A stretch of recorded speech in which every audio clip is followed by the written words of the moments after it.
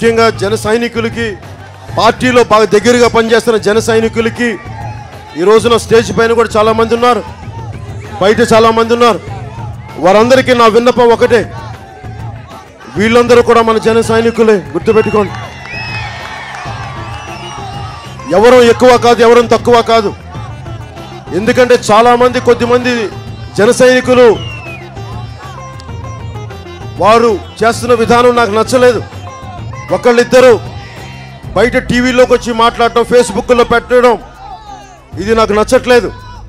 నేను ఏ పదవి లేకుండా 10 సంవత్సరాలు ప్రభుత్వాన్ని నిలబెట్టి ఈ రోజున రోడ్ల మీద తిరుగుతుంటే, ఒకవైపు దాన్ని చూసి ఆదర్శంగా తీసుకోకుండా మీరు కూర్చోబెట్టి నేను ఎమ్మెల్యేని సెల్ఫ్ డిక్లరేషన్ చేస్తే, బాబు మీ అందరికీ చెప్తున్నాను, అలాంటి వ్యక్తులకి, జనసేన పార్టీలో ఉన్న ప్రతి వ్యక్తికి సెల్ఫ్ డిక్లేర్డ్ ఎమ్మెల్యేస్ అయితే నేను వెంటనే బయటికి పంపించేస్తాను, గుర్తుపెట్టుకోండి. నాకు అలాంటి భయాలు లేవు. నాకు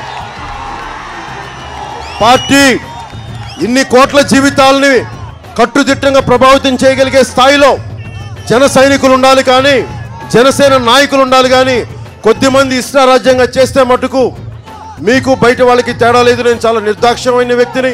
ప్రజా సమస్యలకు వచ్చేటప్పుడు పార్టీని ముందుకు తీసుకెళ్లే పరిస్థితుల్లో నేను ఏమాత్రం భయపడను.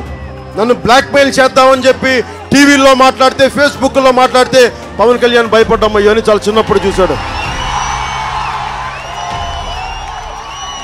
జనసేన నాయకులుగా చలామణి అవుతున్న కొద్దిమంది మీరు జాగ్రత్త, డిసిప్లైన్ వహిస్తే మంచిది. లేదంటే దయచేసి మీకు అనుగుణమైన పార్టీలోకి వెళ్ళిపోవడం, కానీ దయచేసి జనసేనలో ఉండొద్దు, నాకు ఇబ్బంది కలగ చేయొద్దు. ఫాస్ట్గా ఫిక్స్ చేయి. ఇదా ఇదా టెల్ మీ చెప్పండి. Let me complete the question. The question is any one famous movie dialogue. 1 2 3 4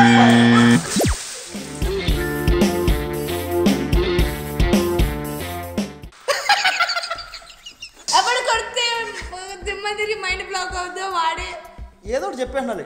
It's too late, so I'm really sorry. నిజంగా ఏ ట్రైన్ అన్న తెచ్చావా?